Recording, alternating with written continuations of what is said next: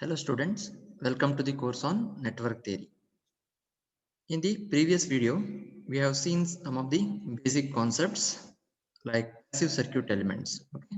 Especially resistor, inductor and capacitor and its VI relationships and the Ohm's law, right?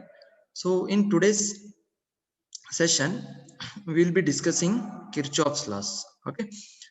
So there are two laws in Kirchhoff's voltage law and Kirchhoff's current law. Both we'll see, and then we'll introduce the active circuit elements. So first of all, Kirchhoff's laws. So in electric circuit analysis, simple resistive networks can be solved for current, okay, resistance, potential, nothing but voltage, etc., using the concept of Ohm's law. Okay, so there is a Ohm's law triangle VIR. So if you know any two of the elements, you can find out one of the thing, right? But as the network becomes complex, applications of Ohm's law for solving the networks becomes tedious and hence time consuming. Okay, so for that reason, so for solving such complex networks, we make use of Kirchhoff's laws. Okay, so a German physicist by name Gustav Robert Kirchhoff, in short we call Kirchhoff, so did a considerable amount of work on the principles governing the behavior of electric circuits. Okay, so these are the very important Kirchhoff's laws, so will be used throughout the module. Okay, if you use electric circuits, electronic circuits like BJT, okay, so everywhere this will be used either as a voltage law or current law in short. Okay, so this is about the introduction. So he gave his findings, okay, whatever research findings he got, he listed out as a two laws.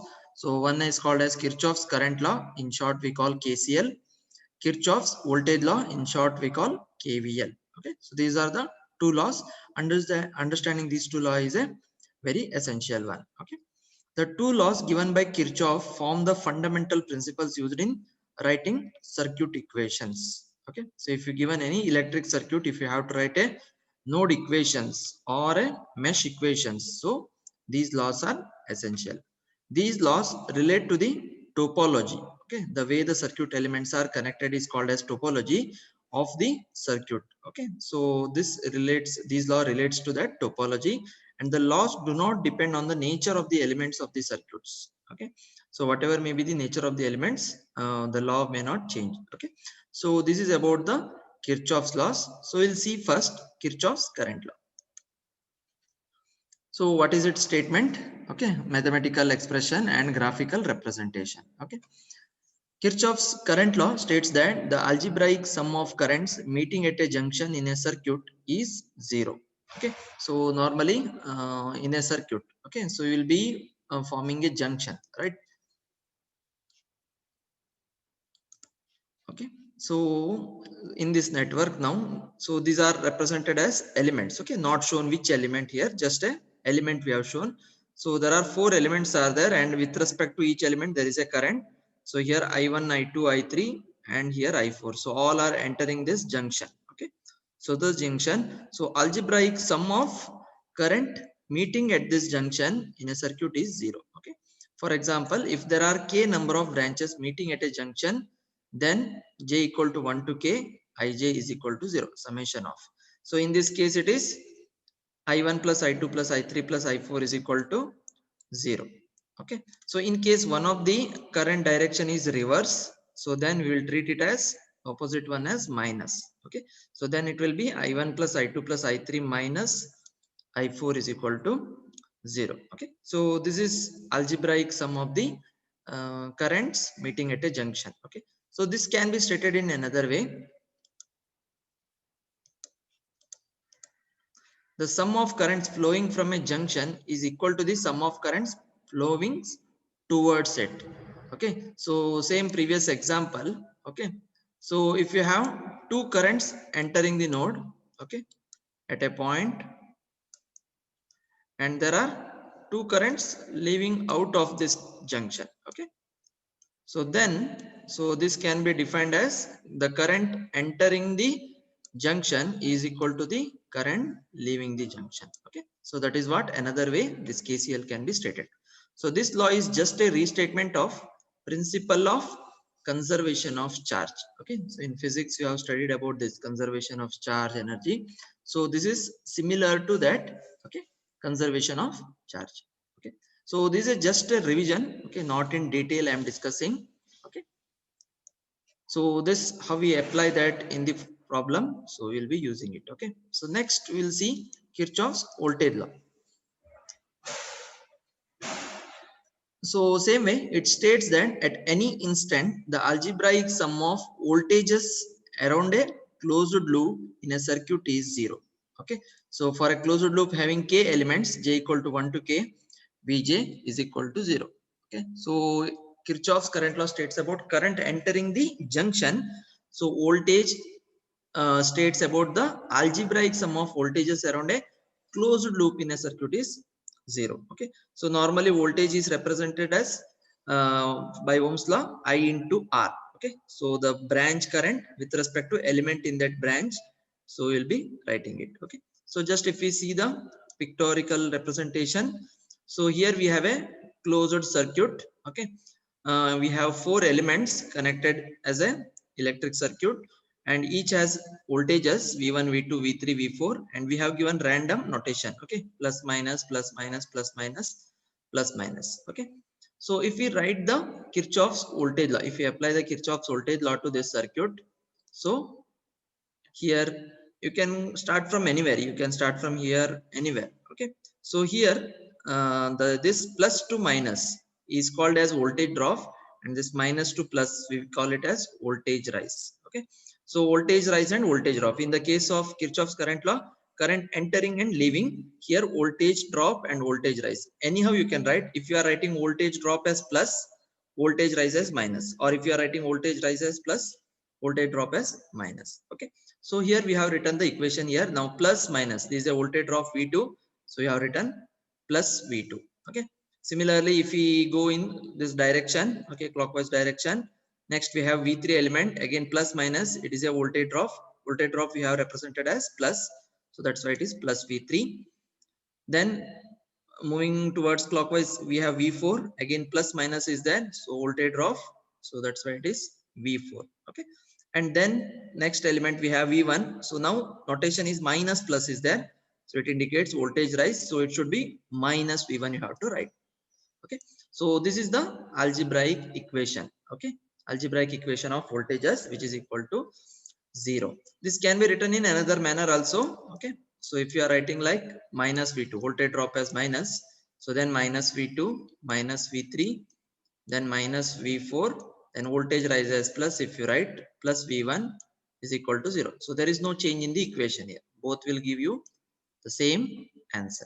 Okay, so this law is just a restatement of principle of conservation of energy. Okay, KCL for conservation of charge and KVL for conservation of energy. So hope it is clear. So as we solve mesh analysis and all, so we again use this Kirchhoff's laws. So then we will look at this. Okay, so just recall. If for more reference, you can refer the basic electrical engineering course, or you can Google it.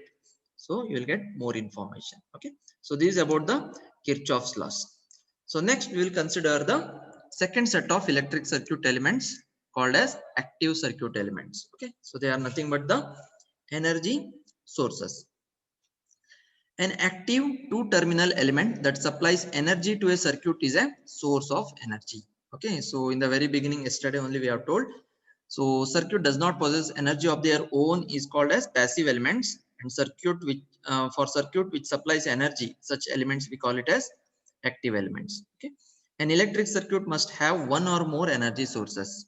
So to function as an electric circuit, it should have either one of the energy sources. Okay, so only then you can able to do. So if you have a vehicle, right, if it does not have a fuel, so there is no use, right? So it is the energy source. Okay, if it is there only you can take it, right?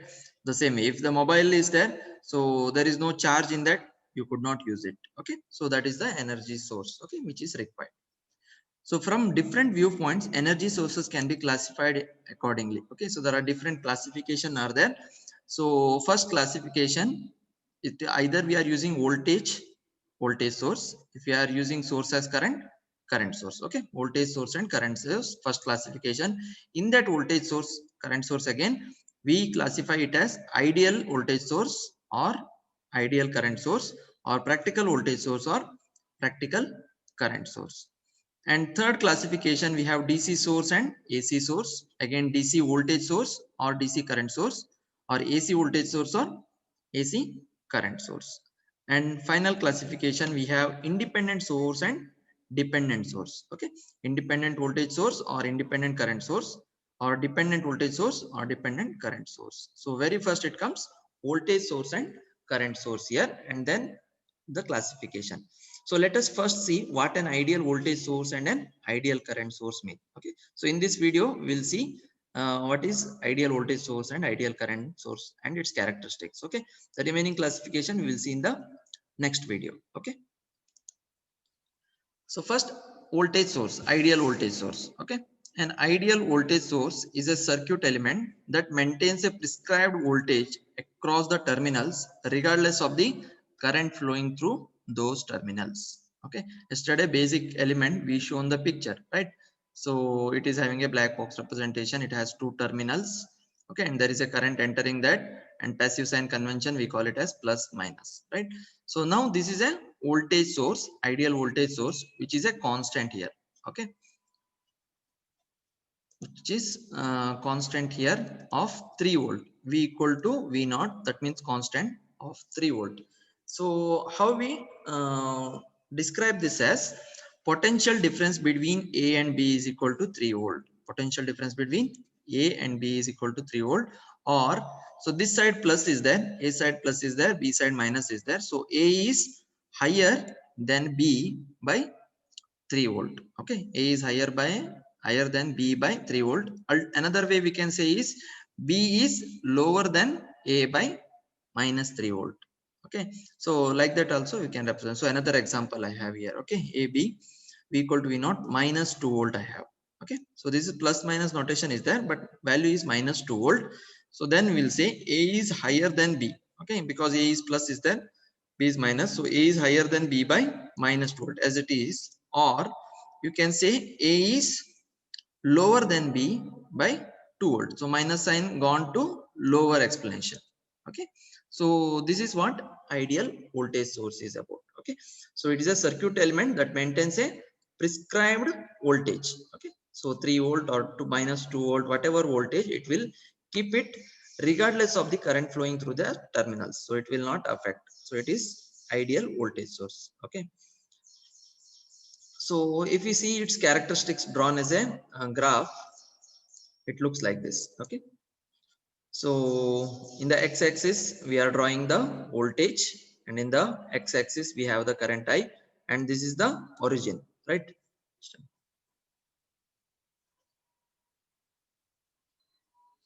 So this is the origin 0. Okay, so we told that V naught is equal to 3 volt. Okay, any value, it is a constant value 3 volt. So that means as the current changes, it does not affect, it will keep a constant 3 volt throughout.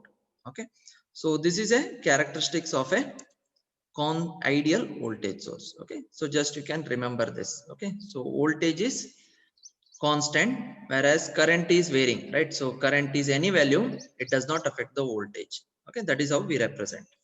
So if we see the symbol of this ideal voltage source or current source, so there are different notations we will use. Okay, so this is an ideal DC voltage source. Okay, so DC voltage source or independent voltage source, we'll use the circle notation. So circle will write, and then we'll denote the notation plus minus inside that. Some cases they will write it outside this plus minus. Okay, similarly AC voltage source, another classification I told you, right? DC and AC. So in case of AC, because it is not constant, so it will show you alternating. Okay, this symbol will write, and the plus minus will denote it in the outside. Some cases it is inside or outside. Ideal battery. Okay, so this notation also used. A small line indicates minus sign, and a large one indicates capital one. Okay, so the small one indicates minus, and this is plus. Okay, so this is the AC. Okay, this is the battery, minus plus, and this is the ideal DC voltage source. So this is the notations. Okay, we'll be using in circuit analysis. So this is about ideal voltage source. Similar way, ideal current source. Okay, how it looks like. An ideal current source is a circuit element that maintains a prescribed current here. Okay, prescribed current through its terminals regardless of the voltage across these terminals. Just a complementary to voltage source. In voltage source, it will maintain a prescribed voltage through its terminals regardless of the current across those terminals. Now in voltage source, it maintains a prescribed current, okay, regardless of the voltage across those terminals. So it will be represented as a circle and an arrow mark. Okay, so how the current is flowing in that direction, upward or downward, we will show it. Okay, so the terminal voltage is shown outside. So where current entering will be denoted as plus in passive sign convention, and another is minus. So here current is constant, for example 2 amps current. Okay, so how we read this? 2 amp current flows from A to B through the current source. Okay, 2 am current flows from A to B. So this tail and this is the head of the arrow. Okay, arrow indicates the goal or destination and the tail indicates the source. Okay, similarly we have another example here, I equal to I naught equal to minus 3 amp. So how we read this? Okay, so here minus 3 amp current flows from A to B. Okay, if you read the same value, so it is A to B. Or else if you want to remove the minus sign, so then you can say 3 amp flows from B to A. Okay, so this representation is same as, okay, like this. Okay, so which is equal to upward, just replacing the arrow by like this and write the current as plus 3 amp. Okay, so this is the another way notating this one. So this is downward arrow with minus sign, minus 3 amp is equal to upward arrow with plus 3 amps. Okay, so such type of change in notations you can use it. Okay, so it will not affect any relations. Okay, so this is about the ideal current source.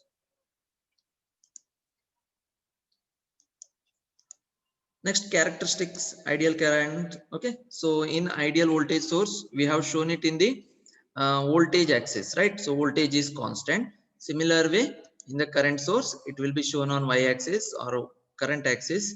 The current is constant irrespective of the voltage. So voltage is changing here, right? This is the origin. Here minus current is there, minus 1, minus 2 up to minus whatever value. Here plus values are there. Whatever may be the value, throughout it will be same. Okay, the constant current is there, so that is called as ideal current source. This is the characteristics. Finally, the notation. So for current source, ideal DC current source, as we have shown earlier, will show the circle, use the notation circle, and will show the direction of current either upward or downward. Okay, so whereas in the case of AC, so in this case we can use upward or downward. Okay, so this is the DC. In the case of AC, again same as voltage source, will show the notation, it is alternating, so like this will show. Okay, so this is the symbol we have used here. Okay, and then sign will be shown outside, it is downward or upward. Okay, it will be shown with respect to the circuit. So this is the there is no battery in case of AC, right? So that's why there is no third representation, only these two representation. Okay, so this is about the today's topic. We discussed Kirchhoff's voltage law and Kirchhoff's current law, why Kirchhoff's law was used. Okay, so for complex circuit analysis where Ohm's law we could not apply, we found out the Kirchhoff's law.